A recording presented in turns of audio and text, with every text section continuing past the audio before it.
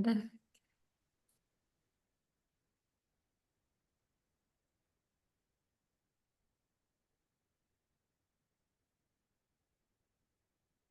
Hello. Great.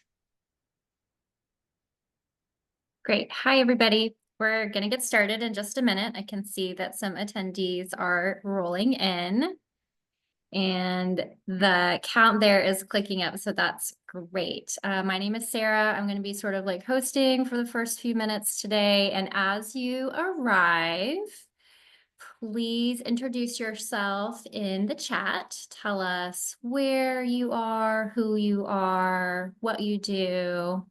It serves a couple purposes. We can make sure that you all can hear us and see us, and then we can see you. And then also we'll just make sure that the tech and the chat and everything is working. And then you can get to know each other a little bit. We can see where we all are in the country right now. That's great. Hi, Jimmy from the SBDC in Houston. Hello. Awesome. Great. This looks really good, everybody. Hey, okay, so I think we're going to go ahead and get started. First, I want to do my part to say thank you to a couple of people that you'll hear from on the call today, Selena and Michael from Intend. They're going to be mostly doing all of the talking and running the chat. My team member, Kanika, helped set all this up. I want to thank Gwendolyn, who's a small business owner that you're going to hear from. She's generously donating her time today and sharing her story. And also, I want to do my part to thank Verizon, who's a funder of ours. We've been working very closely with them for a number of years. Their funding today made putting this webinar together possible. And they also have a really great platform with a bunch of resources on it that you'll be sure to want to check out. We'll be talking about that a little bit more in just a minute too. Hi,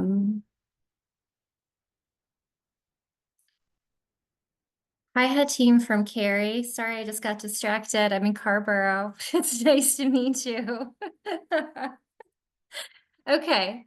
So yeah, we're just going to go through some outcomes and introductions. I'm going to tell you a little bit about LISC. We're a nationwide nonprofit. We do all kinds of economic and community development. We work a lot with small business. We do a lot of disaster preparedness, recovery work. That's something that's really been ramping up more and more over the past years. And we have several commitments from funders to keep doing this work for the next year or two to come. So it's definitely an important part of what we're doing in terms of economic and community development. Disasters keep happening and we want our communities to be prepared. So yeah, we'll be going over a little bit of the recovery and resilience framework, some of that disaster preparedness. We have some interactive polls. We'll be hearing from Gwendolyn, whom I just briefly introduced. She's become a very close friend of mine. We also live close to each other, and she's just a wonderful small business. And then we're going to share about some more of the resources like from Verizon that I just mentioned. Yes, financial and economic disasters included. COVID was a huge one, right? I can talk a little bit more about that too. I don't want to dominate the whole thing, but yeah, we talk a lot about also disasters in the form of like a water main break and all of the small businesses, downtown floods, what can you do? The resources that we'll share today can help with that as well. So again, thank you, Selena. Thank you, Michael, for being here from Intend. Thank you, Gwendolyn. I really appreciate all your time today. And the Verizon Small Business Platform, I want to talk just briefly a little bit more about that. There's a ton of resources on here, not just about disaster recovery and preparedness, but also, how to run some of your back office, maybe some things to consider if you're looking for capital, maybe some things to consider if you're trying to figure out your marketing. There's hundreds of resources on there. Hundreds of thousands of other small businesses. There's some peer-to-peer learning that you can connect with. There's some webinars similar to this one, but hosted through the platform. So this is kind of separate. We're just like a partner, but if you like the content and the format of a webinar like this, there are some live digital events that you can sign up for when you're registered in the platform. So I recommend that you check it out. The first thing you'll need to do is to create an account to log into the platform if you haven't already. And I think Michael will drop a link into the chat so you can figure out how to do that. And then specifically, there's 3 resources that I would recommend that you check out today. I think that's on the next slide. Yeah, planning for the unexpected, building resiliency into your business, strengthening your loan application readiness. That's an important one. We know all small businesses need capital, especially if we're talking about disaster preparedness and recovery. And then building remote work into your business and how to keep your team connected if you have to go online, perhaps after a disaster, right? Even something like COVID. Of course, we all had to move online. There's some lessons to be learned there. If you're a new small business since then, you may not have had to pivot in that way, or maybe you'll just learn something new that can help you as you're thinking through some other kinds of preparedness tools. Let's see. Oh, most importantly, thank you for the next slide.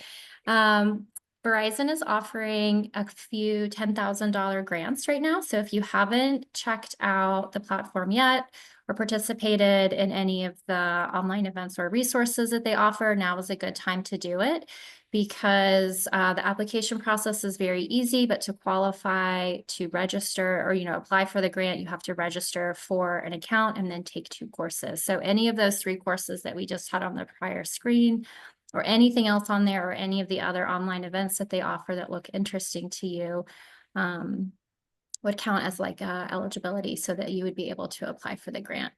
Between now and the end of the year, December 10th, any of those things count. And then you can fill out your application and a few small businesses will be selected early next year to receive the $10,000. And I'm happy to answer more questions about that in the chat as well.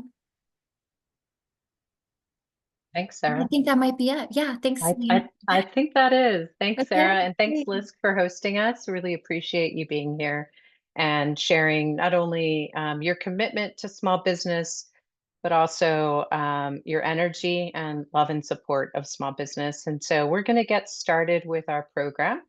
All of this was to cue us up into reflecting on where we've been. So in September, we were able to host a really robust conversation about preparing your business for the unexpected. And we are here today to talk about rebooting your business after a crisis. So thank you, Gwendolyn, again for being with us today.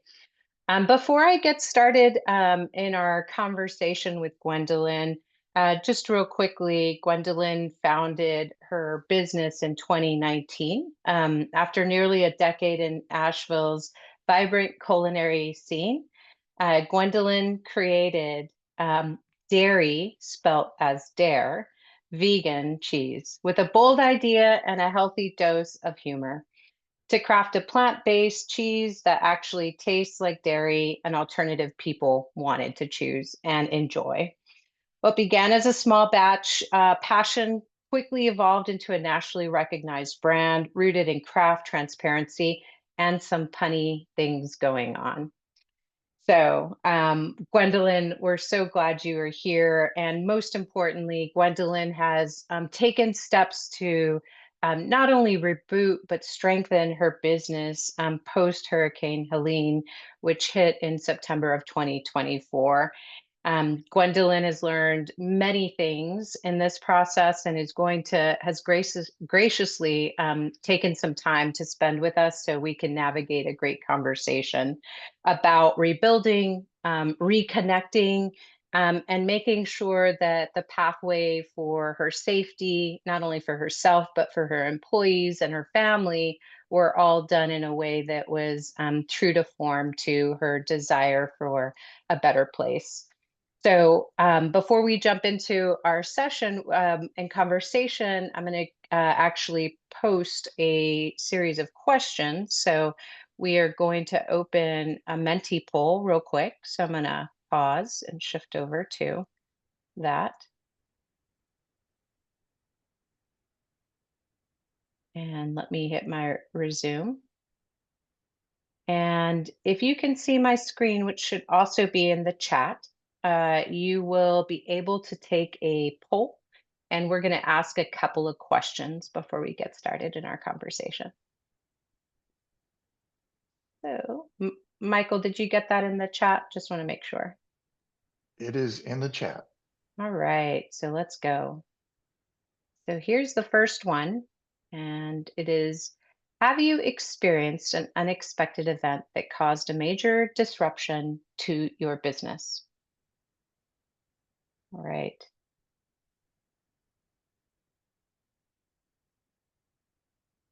Okay. So many of you have had a disruption that was unexpected. And also, thanks for adding to the chat if you're not able to do the poll or paying attention to both. So appreciate you all. Okay, this is a good snapshot. So we're not surprised, and as Sarah reflected, LISC isn't going anywhere in creating safe spaces for us to learn and share about these experiences and how we become more resilient. So the next question we have is, if a disaster were to occur, how would you prioritize these actions, these immediate actions you take in your business? So how would you prioritize these? So give you a little bit to think through, assess the damage, check in on the whereabouts, call my insurance company, and maybe even something different, right?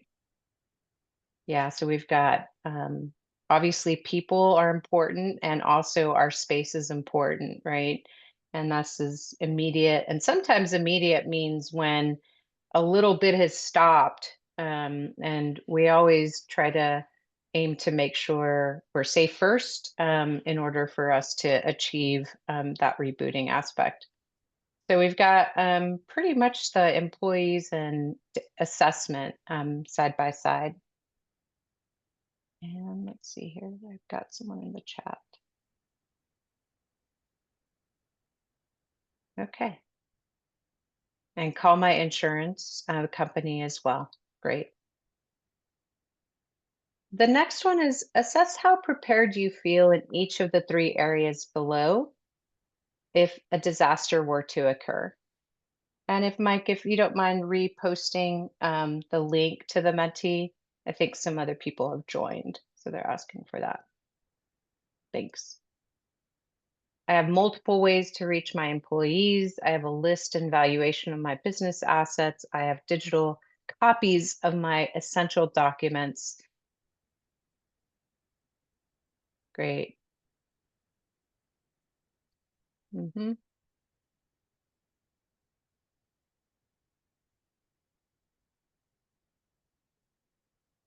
Great. This is helpful. Thank you, everyone, for sharing. This is, we really appreciate it when you take the time to share where you're at in your journey. And it is important that we're able to kind of think through these things as we are navigating our conversation with those who are present. So let me get my screen back up and walk you through. Can you see my screen? See here. Just want to make sure. Yep, we can see it. Oh, you can. Okay, great. Yeah. Actually, yeah, but we can see the whole thing, even the slides on the side. Okay, great. Here. Thank you. Thanks so much.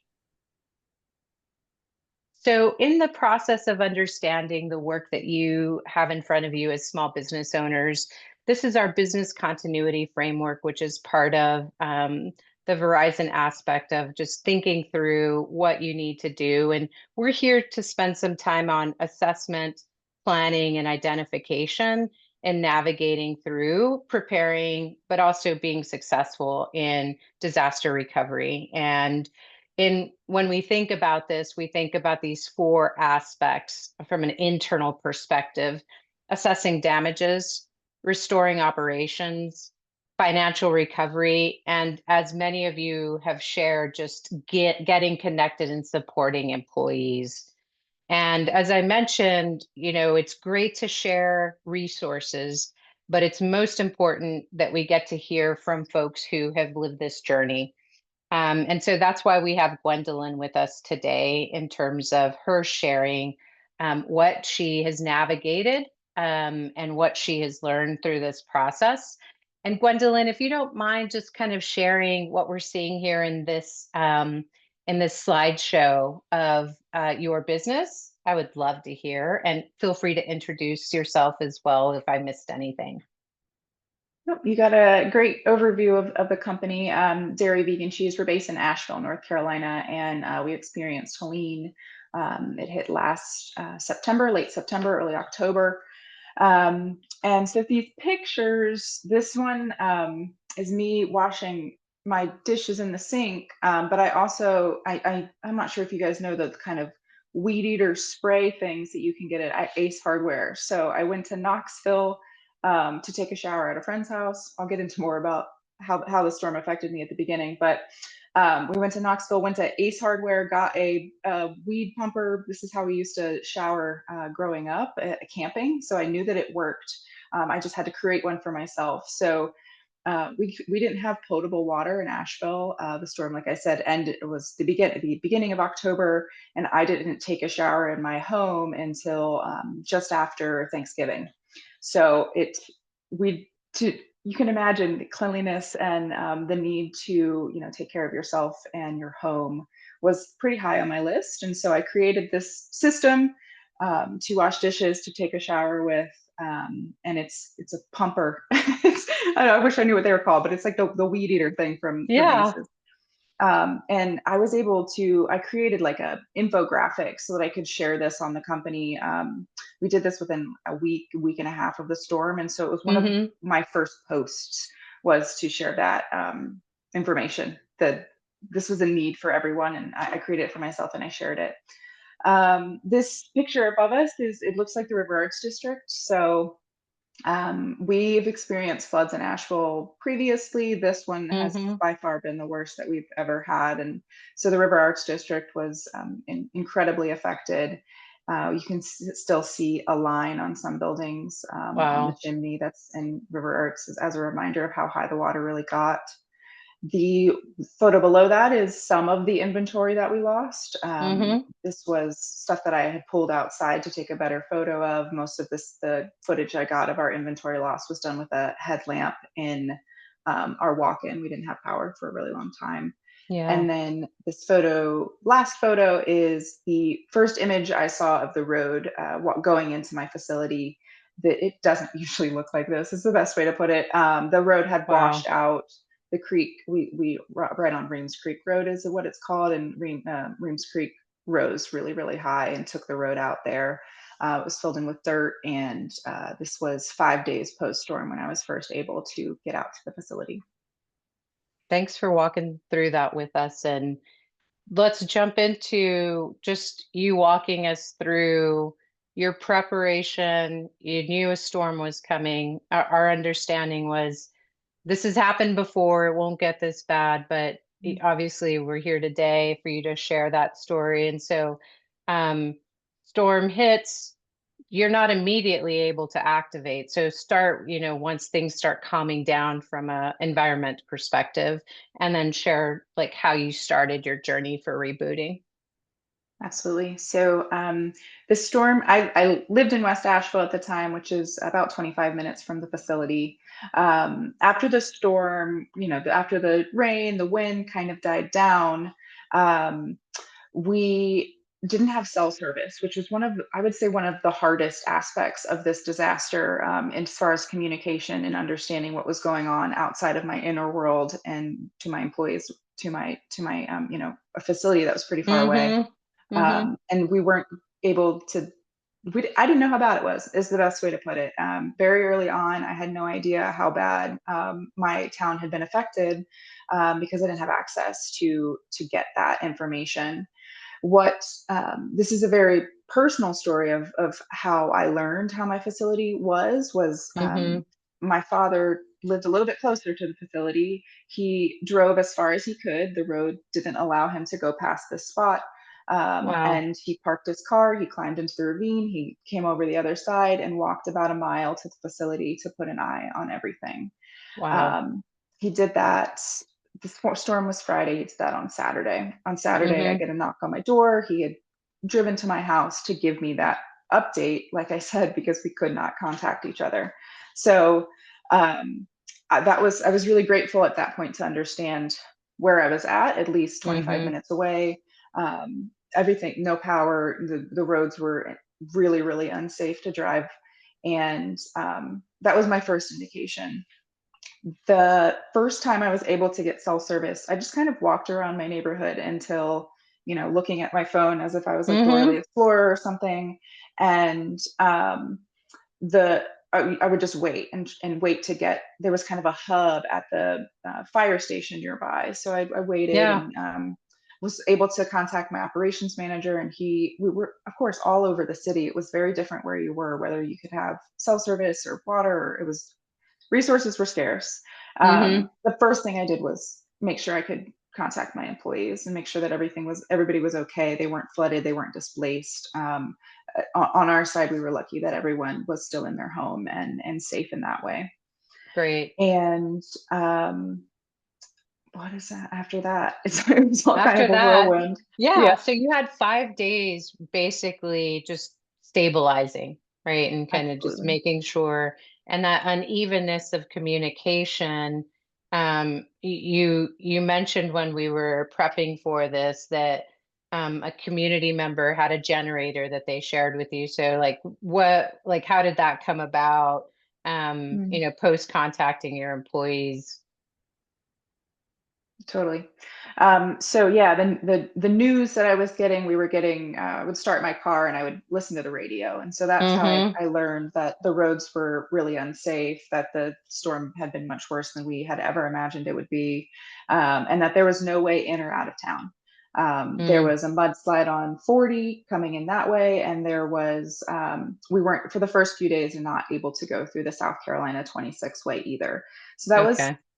a despair that I really had to kind of grapple with at the beginning. Even if Mm-hmm. I wanted to try to save everything at my facility by going to get a generator, there was nowhere to buy one in town. There was nowhere to get gas. It was kind of, I accepted that loss, that we were going to lose Yeah. 1,000 square feet plus a freezer worth of product, which to monetize it was $55,000 worth of finished Wow. product. Wow. Um, and so, yeah, that kind of weighed on my chest Mm-hmm. moments. And it's like the universe felt it. It was like, hey, can I try to take some of that off? And Wow. I got a text that just came through without me having to door explore around the neighborhood. And it was someone that lived, our facility is on a kind of not commune. What's like the best way to, like a it's a community space of it's called Herb Mountain Farm. And so there's people that Mm-hmm. live on the facility, there's farmers, and then our facility is kind of off to the side. And so someone that lives on that property, her partner had a generator run walk-in and texted and was like, hey, you're part of the community, if you need some space to store Wow. anything, just let us know. And that despair turned into action moment happened for me. And I was like, okay, I'm going to try to save absolutely everything that I can. Yeah. Walked out to the road, called my employee. I said, bring as many cars as you can. His wife, him, myself, my partner at the time, we all took our cars out to the facility because we were like, what can we in Yeah. boxes take to a safe space? At that point, I didn't know that the road had been filled in, so we were prepared to schlep it, just Yeah. Get through. but we were lucky that, when I arrived to that place, we could get through the building or get through the road to get all the way to Okay. the facility. When I did get there, I had already been told, obviously, that we had no physical damage, which was really important. And so I just put eyes on everything on myself and saw a tree just missed us, and we went to work. As far as moving product as quickly as we could, we had already unfortunately lost everything in our walk-in, Okay. but we were able to take some product out of our freezer and store it in that walk-in that I spoke of. And then I just used my community resources. It was all about, okay, that product can't just sit there.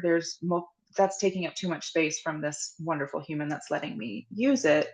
How can I transport this to my distributor so that my Whole Food stores Mm-hmm. are not out of product for however long we're going to be out of production. And I have a wonderful small regional distributor in Durham that Mm-hmm. this did not help them at all, but they picked up the product that we had, brought it to their warehouse, and then helped to organize it to get to my distributor in Atlanta.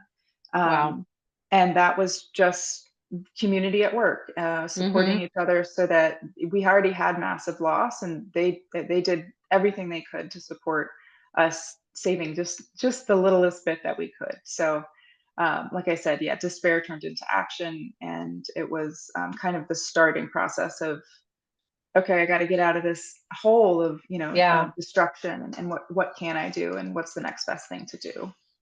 So your product, you had most of it destroyed, and then how was your equipment and things that you had invested in as a business? Were they stable? Were you able to transport those? So the facility was okay. We didn't need to move any equipment. Okay. We didn't have water damage. The walk-in, we didn't have power for 17 days. So Okay. everything that was in the walk-in couldn't come out of the walk-in. There was no trash service, so I couldn't get rid of it if I wanted to. Mm-hmm. So we just waited for the power to come back on and trash services to resume. And then that's when we started the cleaning process. Okay.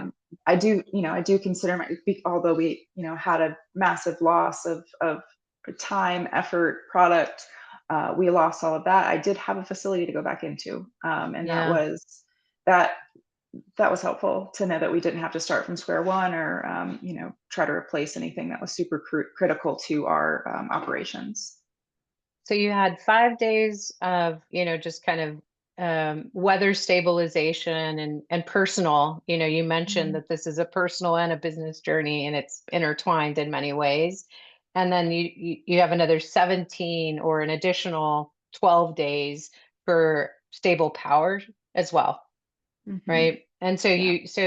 and to your point, many lost their facilities. So it was this kind of, again, this mixed aspect is just like communication. And I'm just curious, what made, from an administrative perspective, what was your experience starting the navigating process for any claims, especially insurance claims that you had gone through, from Mhm. your experience and preparation and even interaction with them? Mhm. So the first place that got internet that I knew of was Whole Foods, and so I would bring my laptop to their tables outside, and I would sit there and I would work, and I would communicate with the people that I needed to, and that was the first. I believe I contacted insurance after I had put my eyes on everything at the facility, so it was a Mm, week after the storm. Um, and that communication of the administrative tasks that I still need, there was so much that needed to be done to communicate with our customers, our vendors, everyone, that we just experienced this. We didn't expect to experience it. And I don't have an answer for you of how long this is going to take. yeah. Here are the thing, what I can do is open communication. And so, um, that's what I did. I sat at Whole Foods every day for as long as I could stand it, and worked on my laptop on their Wi-Fi. And then with the process started with insurance in October. I'm not sure how much Mm, we're going to get into this, but we didn't mhm. see anything. It was a long process. I will say that it was very strenuous. It was me You said it was being, about 6 months long, right? Just in yeah, terms of everything, right? and almost every week I would say, "Hey, where were we at?" It was, I have a reminder on my calendar that was like, "We are not letting this go. I'm going to pester this person until, I see something from how much we lost of both, physical, um, Hmm. the physical stuff that we lost, and then the business interruption that we also had on our policy." And just to go back to the type of insurance you had the personal property and business disruption, Mhm. interruption insurance, right? Correct. Okay. So you were prepping in order to access that, in order to just kind of stabilize as well. What Yes, and did they were they, two yeah, go different ahead. claims entirely. So the Okay. business personal property was something that, when a disaster hits, I knew this from my parents being like, when you get in a car accident, take photos. So I took photos of everything Mm-hmm. once I knew that it was wasted. It was, like I said, headlamp, cell phone, just making Yeah. sure I documented physically everything that cost my business money.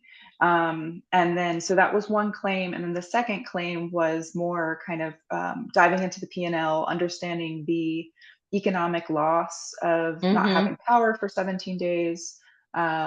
There's, you know, they didn't accept the first 72 hours, and they also had to confirm that all of my losses weren't because of water, it was due to wind. And so there were a lot of Yeah. nuances of communication with them, and being patient and understanding that it was a human experience. And the first month, I wasn't going to fight with the insurance person. I was just going to provide the information that they asked for. And then once I got my feet underneath me, I was ready to not fight, but Mm-hmm. you know what I mean, to Yeah, stand up for my business that's for right. what our claim provided us. And when did you purchase your insurance? So had you had it continuously throughout your business, or after your second year? Was there a time frame, or was it just, something you knew you had to do? Yeah, so I got general liability. Essentially, when I started the business, it was required from the person that I was subleasing the kitchen from. It's changed, obviously, with we had one of the most robust policies that we've ever had because of our distribution network and how much Mm-hmm. inventory we usually have on hand. And I had actually just gotten that new policy in August, so it was 2 months Really? old when Okay. the storm hit. Wow. So you prepped, you took your pictures, you probably downloaded a couple of things. You and probably half of the community were at Whole Foods on the benches, right? Just because Yeah. it was a hub, I'm sure, for many people in different ways.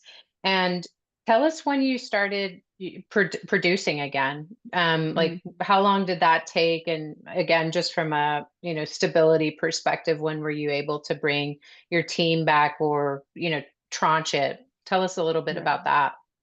Right. So the first, like I said, 17 days, we didn't have power. I would go out to the facility maybe once a week at that point. Anyways, that doesn't matter. Um, and so when we did finally, I got a text from someone at the facility, the power's back on. And so the next day we went out, myself and my managers went out and kind of assessed where we were at, and kind of understood. Well, not we lost raw ingredients that were stored in the fridge, and we Mm, lost final product as well. So understanding what needed to be ordered, we couldn't mm-hmm. start production until that stuff was in-house. To do that, we Okay. literally, I like to say, we restarted from culture. So everything we do is fermented. It can't Wow. start, it can't begin until the culture does what it needs to do. Uh-huh. Um, and if you can Wow. imagine, mail services were pretty backed up. And so we had to wait a little while. That first day we, assessed, made an order list, ordered, and then started to clean. So the first week, it was, I think, October 17th ish, we got in Mm-hmm. there to start cleaning. And then it was exactly a month after the storm. It was on the 29th of October that I brought back the staff that was emotionally capable of coming Yeah. back. I was very Yeah. cognizant of what we had all just gone through, and the fact that you still couldn't take a shower at your house. And um, it was who wanted and needed the community of Derry to get through their next day. And so it was, I think we were down 30% of staff at the beginning for the Okay. first couple of weeks. And yeah, we just did it one step. Like, again, what's the next best thing we can do? And that's what we did. When you did your claim, everything was fine and it went smoothly. That's not what happened though, right? I'm like, smoothly. So, how many times did you have to interact, despite you having, obviously your policies, like what was the back and forth like? And then, when did they finally say, okay, we have everything? And what did that entail, having everything Mhm. that they needed, right, in order to process your claims? Right. So that was, although we have really great records and we have an inventory management system, and my QuickBooks, I'm a budgeter at heart, and so my QuickBooks is really tight. Mm, Um, that we couldn't just turn that over information. It had to make sense to what they were looking for. So we were able to pull reports of our inventory of what we had on hand that day, time stamped and everything, as well as the photos. They wanted to see those. And then we had to monetize that for them, what our Okay. cost was, Mm-hmm. the labor involved in that, all of the things that we lost because that product is not usable. That was something that myself and my operations manager created together, and we had to reference and change a few times just for the insurance. You can provide the information, but they're not in your company and they don't exactly understand what you Right. do. Right. Um, and so that was part of the inventory loss. And then that I was kind of in tandem trying to work both because I knew that Mm-hmm. that was part of my policy. And I had actually met with a local lawyer and I was like, what can I get? I wanted to know what, this was important to my business for our success, and what Yeah. can I expect from my policy? What can I push back on because I have this, legal advice? Um, and also to kind of formulate, if this is what my policy says that I can get, I know that I'm going to need funding somewhere else. Mm-hmm. And to kind of balance that, and didn't understand it was going to take 6 months, but I at least knew. I was like, okay, I'll get this much. My policy says I'll get this much. Where am I going Right. to get the rest of the funding? Mm-hmm. Um, and for this, I actually went through and looked through. I have a storm notes folder on my Uh-huh. Outlook, and so Uh-huh. anything related to the storm went into there, and so that I could just Okay. reference it either later when I had more mental capacity, or for something like this, I went through and I was like, okay, well, this started in October. I emailed him this date and this date and this date. And I was able to, when I stopped getting a response in early 2025, I sent some receipts, if you will, and I was like, I am no longer getting a response to this last inquiry. Have I changed claim adjusters? Yeah. Very much having a clear paper trail, if you will, so that Mm-hmm. I didn't get taken advantage of was really important. So a couple of things I'm going to lift. One is you seeked counsel to better understand your policy, right? From you've invested in your business with this Mhm. policy, and you want to be able to leverage it, right? So Mhm. that seems to have helped. And then that process of documenting and validating confirmation, like we sometimes take it for granted, but it's important, especially during a claims process. And Mhm. so when did you finally get a response? March, I think. Well, not from January to March, but it was like I'm working on it, or I need Mm-hmm. this more. I had to send. I think I sent my P&L like 7 times. He had it, but I just would be like, "It's attached. Please let me know if you need anything else." It was just Yeah. like making sure it was continuously moving. We did eventually jump on a Zoom, and we talked through like how Oh. manufacturing looks, and he didn't understand. He didn't understand my P&L because he didn't know manufacturing. And so Mm-hmm. um and there was also, we in our walk-in, we lost our biggest distribution order of the year was in our walk-in, about to get picked up the week of the storm. And that was a Wow. huge economic loss for us. And Wow. yes, you're accounting for that and the inventory loss, but like that was going to sustain my distribution business for a month or two. They were stocking Right. up for the holidays, and so how does that fit into my P&L? And like being able to kind of explain um, the losses and how that relates to the numbers that he's seeing Yeah. was really vital, I would say. So that seasonality also played a role, right? Mm. So you've got a whole year that kind of plays out, and then you've got this bump of cost of goods sold plus time and effort, right? So you're rebuilding that to get your claim, and talking, you assume that you're working with someone who may actually understand, but that's not always the case. So did you offer, like, can I walk you through that, or did he reach out? Like, what role should we play if we're in this situation, from your Mm. perspective? Yeah, that's a great question. I would say you know your business best, and if you feel like you're not being understood, offer that. There you And go. I Yeah. constantly was asking, how else can I help here? Uh-huh. I wasn't like I used the word fighting before, but it was very much like, how can I help you help me? Because being mean or I didn't Yeah. need to put any of that emotion on it. It was a business thing. And so, Right. how can I help you understand this? Where are we at? It was a constant check-in of like, you've had this document for a week and a half. What other questions do you have? And so that's how that opened up that door to be able to jump on a call.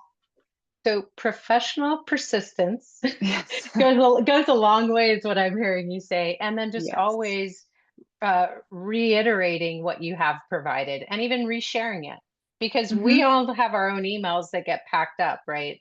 And so if I email you, you're not going to go dig, right? So just being that proactive with the persistency in terms of just getting to a final decision, right? Hmm. And so you had an interim where you prioritized rebuilding. We're hoping funds would come in, but they didn't come in until March. Is that right?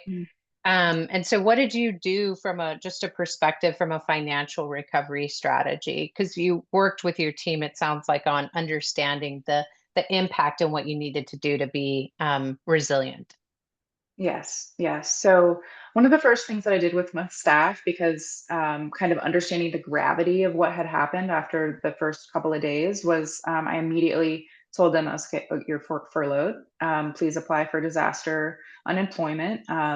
I didn't have an answer as to when we would open, and that provided whatever security I could to them that there was an assistance outside of the company. Um, I the we Somebody in our community set up a GoFundMe for us. All of that went to my staff. So, Wow. at the beginning, because we weren't, we didn't have revenue, and I wanted Right. to make sure that my staff had something to come back to and had something to sustain them for that time. Mm-hmm. So that's what I was able to do on the staffing side, and then, like I said, was able to phase them back in as they were ready because they did have that, Mm-hmm. other thing. Yeah. And then, well, I briefly mentioned, but I'm a budgeting queen, and Yes, yes. as a growing business, I really have to understand cash flow, and manufacturing is not the easiest with cash flow. Right. So, Right. um, uh, first day I was sitting there at Whole Foods, I went back and I had to wipe some stuff out of my budget as far as revenue and losses, and I kind Mm-hmm. of played with some of my formulations, and I knew the date that I had to get funding by, and that was a Mm. good driver for I had had all these resources coming into my inbox, maybe didn't have the mental capacity to fill out some of them yet, and so and it was also helpful to know that I didn't have to jump at that higher interest, loan that was available, but Yeah. because I knew I had that date, and I felt pretty confident about it. And so Okay. um, that's how I did it. Was best guess. Every projection is a best guess, but in this one, it was about as detailed as I could get because it was a really important decision for the overall success of my business post storm. And you were able to access a SBA relief loan too, right? So just in this blend of community, the process of claims, you also tapped into a resource, right? Yes, yeah, and that was Did another stringent process. I would, someone recently asked, a lot of the grant processes were kind of the same. Like I had a running Google Doc of all of the ones that I had filled out, and then mm-hmm. I saved the responses because you're not reinventing the wheel. You just take the response and put it in, make it make sense for this application. And I think that was really important because, like I said, mental capacity was a little bit low, and Yeah. so yeah, that was helpful as they continued to come in. I was like, okay, well, I have this answer. I can just change this answer a little Mm-hmm. bit. And I applied to everything, whether it was relevant or not. I put my business name on it and I submitted it. Talk to me just a little bit about the arc of caring for your employees and yourself. So you had how many employees when this happened? I had 10 in Asheville, and then I had a Okay. few that were virtual. Okay. And then so you furloughed, probably including yourself, right? So there's nothing Mhm. really coming in. And so you came back to 30% when you started production again. And so Mhm. how is it shaping up now? And most importantly, there was trauma, right? To your point. Yeah. We all have this trauma associated with this experience. So what was your role as a leader and an employer as well? Mm. I am an empathetic leader, Aw. and we have a really open people. We're not a normal workplace, and so and with with great boundaries, of course. But it was Hmm. deep understanding of what we had just gone through, and I knew that as a business owner, like it's all on my shoulders most of the time, anyways. And there were Yeah. some things that I could delegate, but there were some days that we just weren't on, but we were there. Yeah. And that's the best that we could do. And just consistently checking in, how not like an empty "how are you," but like, how are you today? Yeah. And it was such a kind of sigh of relief, and we all got to be together again. And so Yeah. to be in community and to have that mission of getting the business restarted was heartwarming, and it gave us something else to think about. And so I think that's the best way to approach it, is from the most humanistic standpoint that you can, and with massive grace for yourself as a leader and for the people that are looking up to you. Yeah, it also it sounds like you have a sense that got kicked in protecting not only the product but also the business almost as its own self, right? And Mm. with that, the employees, which is just really tremendous. Aside from all the applications you did, what local resource did you tap into? Like, who was outside, from an organizational perspective in your backyard that you could Mhm. call on? Were there any? Yeah, yeah. So I am pretty deeply involved in something called Venture Asheville and the Mountain Biz Works network here. So I had already been um, in their newsletters. I subscribed to their newsletters, and I would say right Okay. now, if you have a community that you are in within your state, your city, get on those newsletters, because if something like this happens, you're already going to get that in your inbox, and it was so crucial for our immediate um, news gathering, understanding gathering, and resource gathering. Um, so that was my immediate community, and I did reach out to the director of Venture Asheville one day. I was like, "Hey, I'm maybe looking for a lawyer to go over this insurance stuff with," and he connected me with someone. And like I said, really lean on your community, because we were all going through it together, and we all wanted to help each other. Hmm. Here you are a year later, a little over a year later. So, Mhm. not necessarily an anniversary we get excited about, but we know that this isn't the last time it'll happen, right? So, what do you tell yourself who, prior to last year, what would you say to yourself? What would you do differently, and what would be a plan of action that today those who are listening could also think through? Yeah. Don't downplay disaster at the beginning. Mm, I had called mm. my staff off on the Thursday before the storm, just because we had a little bit of flooding before that. Rain came down really hard on Thursday. And so I was like, okay, guys, we'll have a long weekend, is what I called it. And looking back, I can't help but laugh. You got to have some kind of humility about it. Having this plan that I'm kind of talking about now already semi-fledged out, like as a food business, we have a recall plan. We have a lot of food safety related things that Yeah. could happen, and so kind of thinking about something like this as a could happen, because Mhm. gosh, did it happen? And the kind of line of communication that would happen first. And then I would it's hard to say I would do anything different. I feel very fortunate that my brain kicked in the way that it Yeah. did. Yeah. But I would have a better way of communicating with my facility. If you're not super close by and you don't have Mhm. if you can't get there by train, road, and you can't call them, what is your backup plan? Got And it. that is something my landlord and I have discussed. Yeah. What he would do, what we would do if this ever were to happen again. Got it. And it's really out of your control too, right? So knowing like the connectivity or when connection reestablishes, like what's the protocol, right? Because there is Mhm. all of these other personal and health and just safety concerns that come with what you all went through. Mhm. Any last reflections, Gwendolyn, or advice that you would like to give us?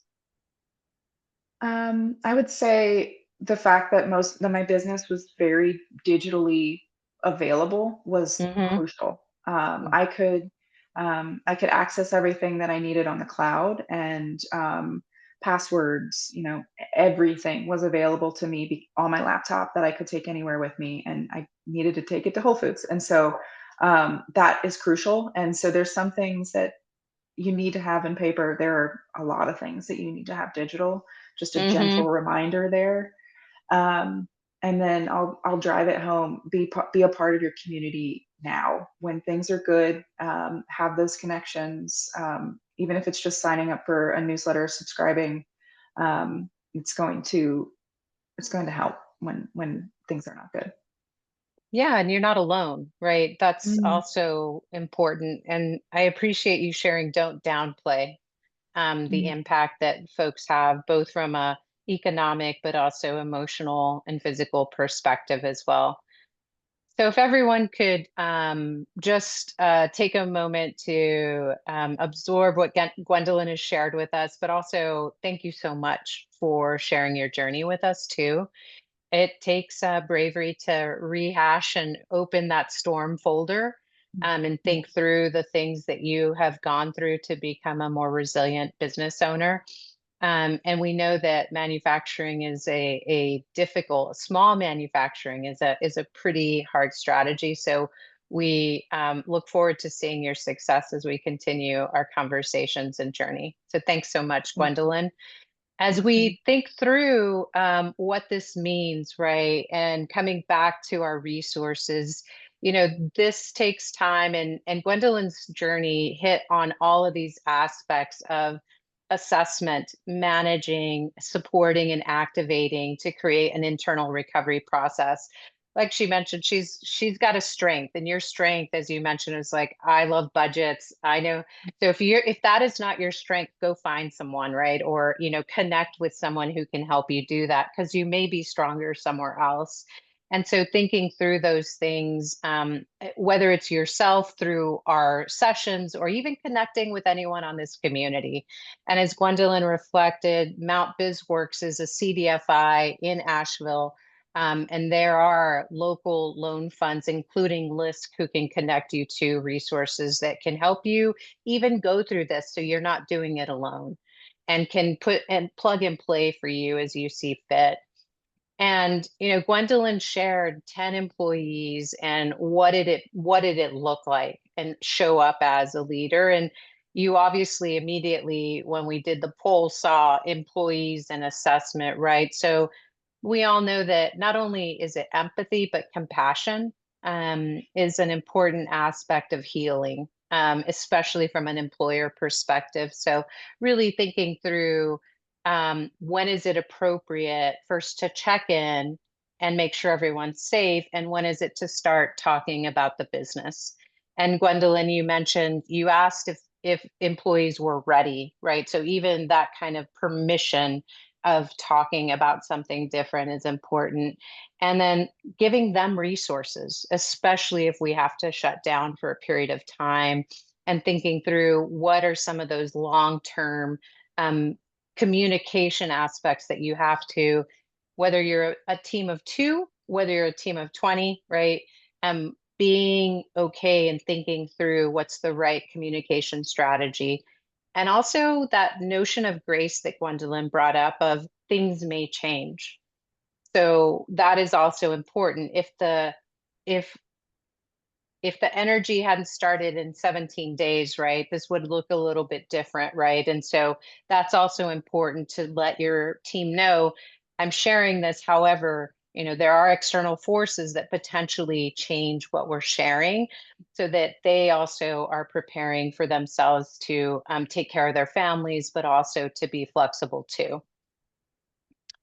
We have resources, and Michael has been sharing those in the chat. So feel free to tap into those, including the checklist, which is a download, and hoping that you gain some experience and knowledge that can help your businesses and help even your neighbors if they are businesses. And we are here to continue the support. We'll be hosting another session in the coming weeks, and we look forward to having you join us again. Gwendolyn, thank you for being with us today. Our next steps, as I just mentioned, is we will be having a bilingual session November 11th, and then we will have an English full session November 18th, continuing this conversation. Thank you for being with us. Please make sure you complete our post-session survey. Thank you, LISC and Verizon, for being part of this journey with us. And Sarah, if you have any last words, feel free to chime in. I think that's it. Just more thank yous all around. And yeah, please take the little survey at the end. It'll really help us out. Oh, all right. Thanks, everyone. Have a great day. Gwendolyn, again, thank you so much for your graciousness. Thank Be you. well. Happy- Bye-bye.